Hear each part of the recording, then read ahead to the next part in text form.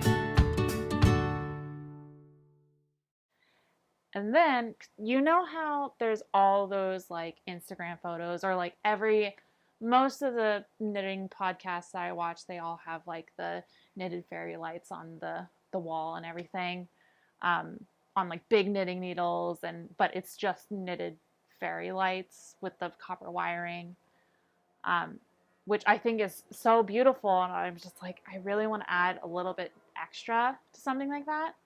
So I had bought all of the stuff to do that a really long time ago, and then not a really long time ago, but before I decided to even like ply this single with the fairy lights. I wanted like a wall hanging for it, but then I wanted to do a little bit extra, and then Magda sent me her fiber. I'm like, this would be beautiful if I did it with this, and it'd be extra special because it's from her. So that's what I did.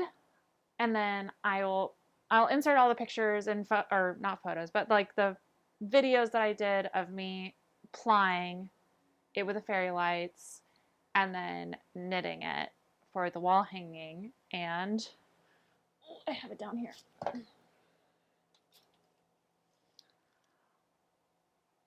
This is how it turned out, and I absolutely love it. I think I put too many stitches on. I kind of wanted it a little bit like longer and not as wide on the knitting needles. But these are just knitting needles that I bought off. They're Clover size US 19 15 millimeter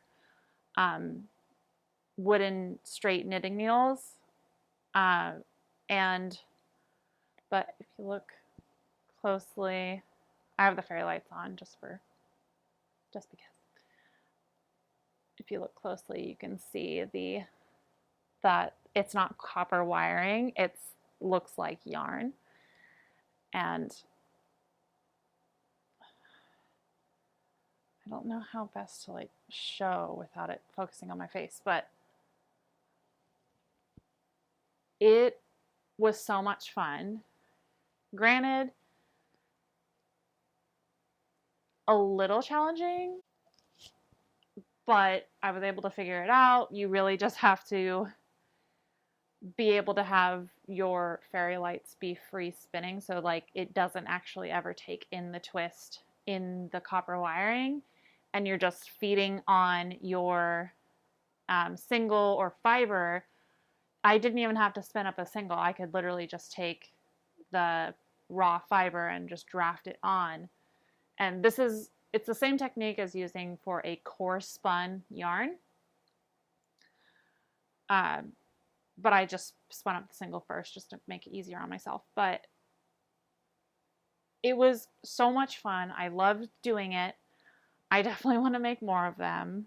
Probably one for my mom-in-law. But loved how it turned out. I don't have anywhere to hang it. I think I want to hang it in my craft room when we move, but I have it just hung up on my yarn wall right now, and my son actually really likes playing with it and turning it on and off and seeing the lights, and I love it. Okay, so after I did that, I still had quite a bit of the single left. So what I ended up doing was I just wound it off on my ball winder to a center pole ball. And there's a lot of like controversy, or hardcore spinners or whatever, they're like, never, if you want to make a 2-ply yarn, do not ply your yarn from a center pole ball, because you're actually either taking out twists from one side and then inserting more twist on the other, because if you think about it, when you're pulling out, it's coiling on itself, which makes sense. But I've never had a problem with it. I've never had an issue doing that. And the whole reason why I like that technique for a 2-ply yarn is because I don't have waste. Like, I do not have any like little bits left on my bobbins. And that's the other thing. It's like, if I want to do a traditional 2-ply and have spin up 2 singles to then ply together, I always end up having extra on one, and I just feel like it's really wasteful. Or I end up trying to like chain ply the rest, but then that's a 3-ply and it doesn't work, because then I have like a certain length that's in 3-ply and a certain length that's in 2-ply. I just didn't like how it would work out.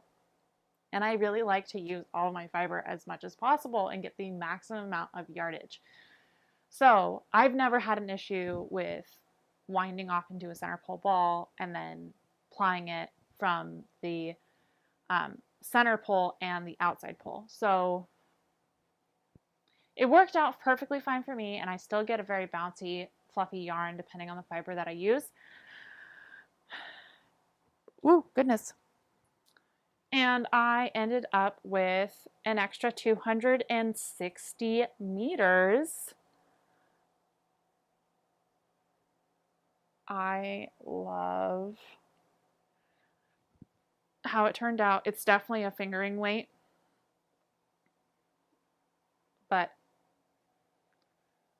I think in my last actual podcast I had talked about this one that I had spun up from my dyeing video. I actually spun it. I think I have video of it, of me spinning it too. I might just smush that in here too. Just put it all together because it's all spinning related.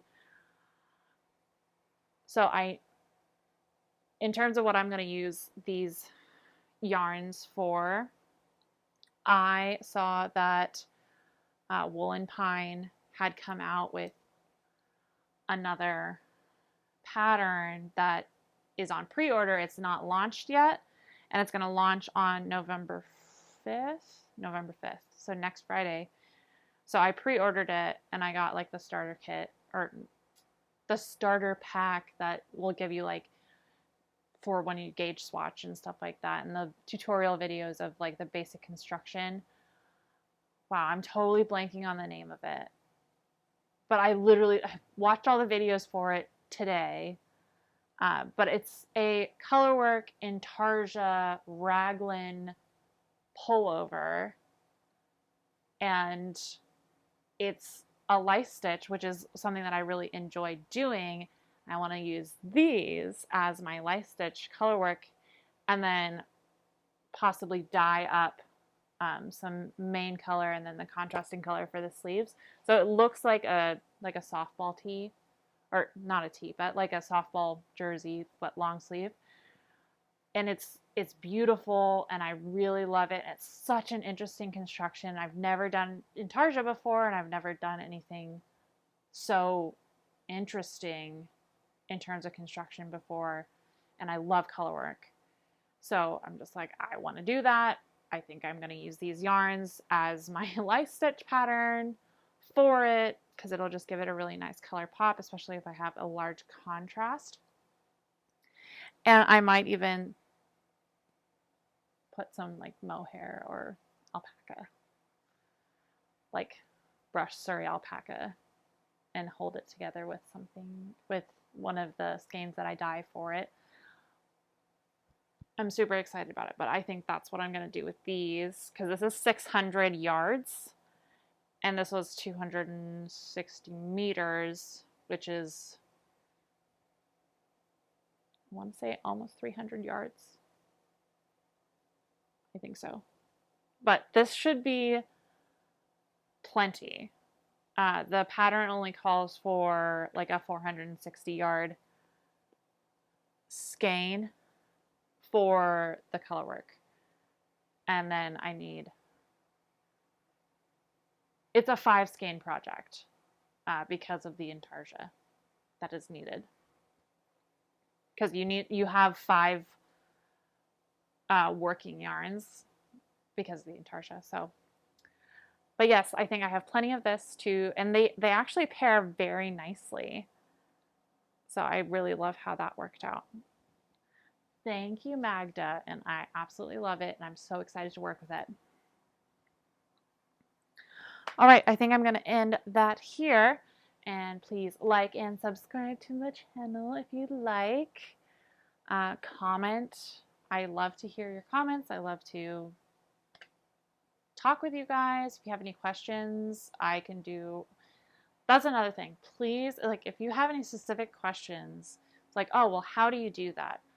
please comment and I will do a specific video of me doing it in slow motion, or not exactly slow motion, but really in detail, trying to do super close up of exactly what I'm doing, because that will just, it'll help me help you guys with any sort of project that you guys want to do for in terms of spinning, because I absolutely love it.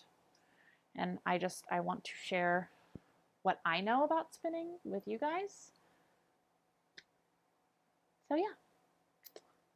All right, I hope you guys enjoy this video, and I will catch you next time. I think I'm going to be filming my regular podcast video on Halloween. So catch you guys next time. Bye.